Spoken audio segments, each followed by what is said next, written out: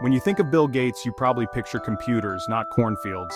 His name is synonymous with technology, innovation, and the digital revolution that changed the world. But what if I told you that the man who helped put a computer on every desk is now making waves in a completely different field? Literally? Yet, in a surprising twist that few saw coming, the Microsoft founder is now America's largest private owner of farmland. That's right. Bill Gates, the tech visionary, has quietly amassed a vast agricultural empire, stretching across dozens of states and covering hundreds of thousands of acres. That's right, the king of code is now the king of crops, or at least the dirt they grow in. It's a move that has left many people scratching their heads, wondering what's behind this unexpected shift from software to soil.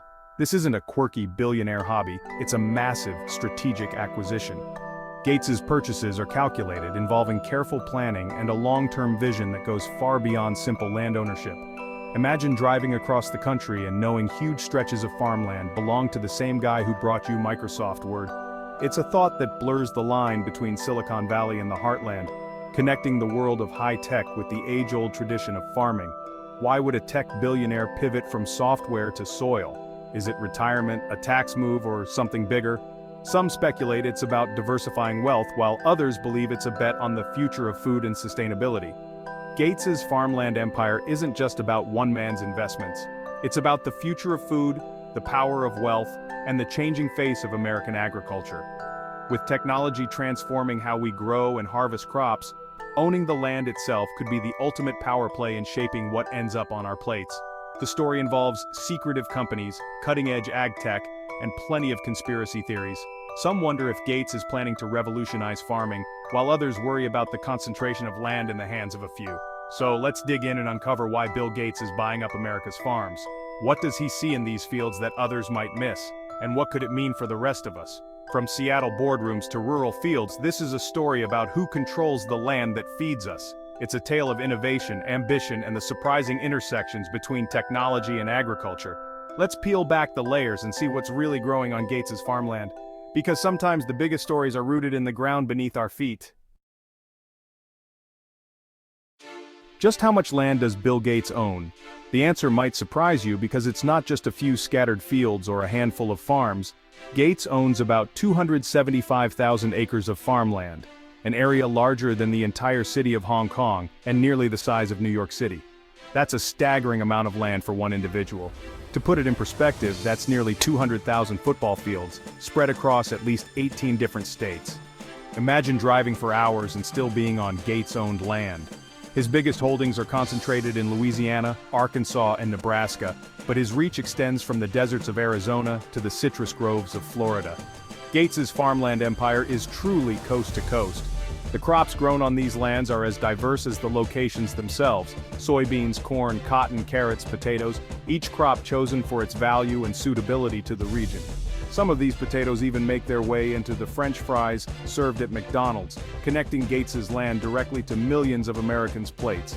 This isn't a random collection of properties, it's a carefully curated, high-quality portfolio of prime, irrigated farmland, chosen for its productivity and long-term value. Gates's purchases are systematic, often involving large blocks of land acquired in strategic locations, signaling a long-term vision that goes beyond simple investment.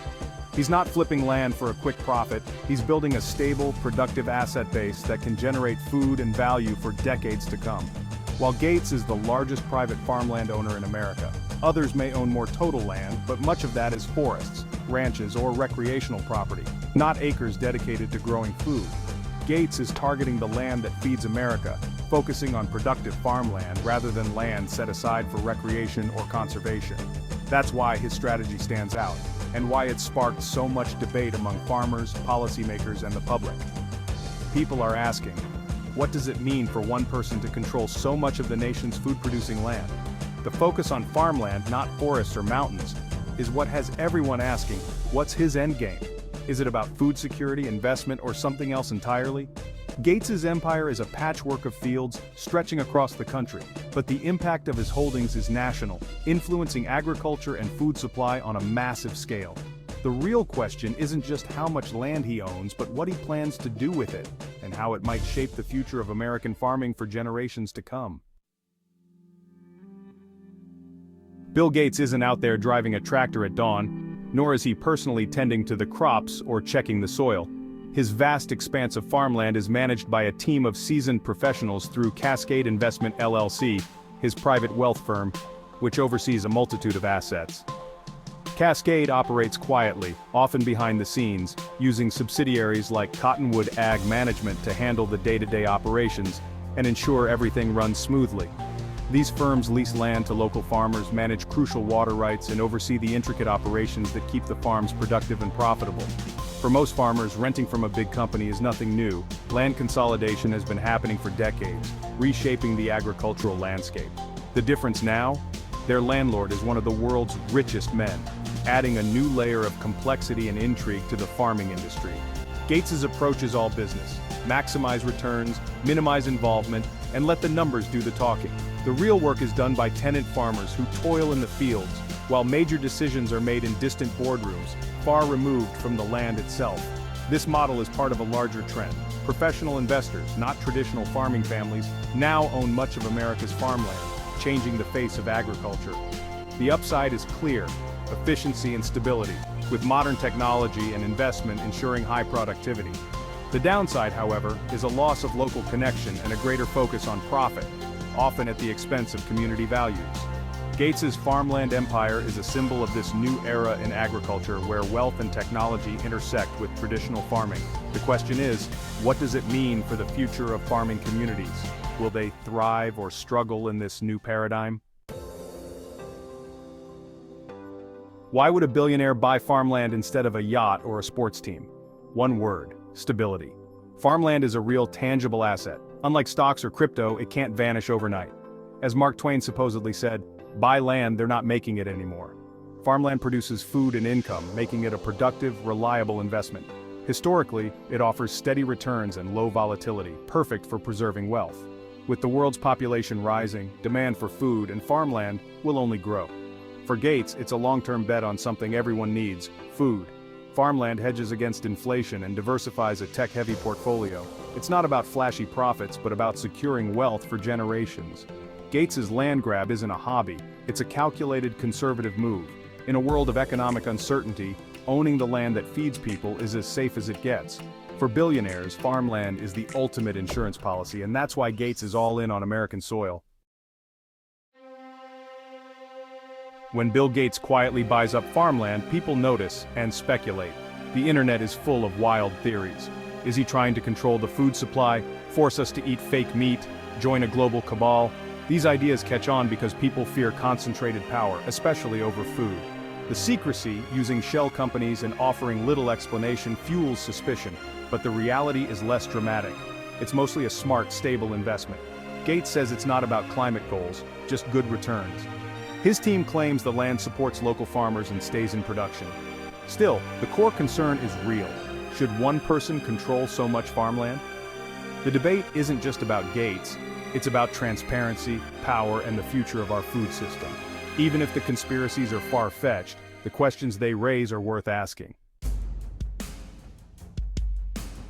Gates's farmland isn't just an investment, it overlaps with his passion for ag tech and climate solutions. He's poured millions into companies developing gene-edited crops, smart sensors, and plant-based meats. Gates has even argued that rich countries should switch to synthetic beef to fight climate change. When the biggest farmland owner is also pushing for new food tech, people wonder, is this land a giant test lab? Critics worry his farms could favor his own tech investments, shaping the future of agriculture to his advantage. The official line, his land and tech ventures, are separate. But with so much overlap, it's hard not to see the potential for conflicts of interest. Gates's land could be a proving ground for the ag innovations he champions. Whether it's a master plan or a happy coincidence, the influence is undeniable. The future of farming may be written on Gates's fields. Gates's land grab is part of a bigger trend: wealthy investors squeezing out small farmers. Skyrocketing land prices make it nearly impossible for local families to buy or expand. Instead, tenant farmers rent from distant landlords, often faceless corporations. This shift weakens rural communities, as absentee owners have little stake in local life.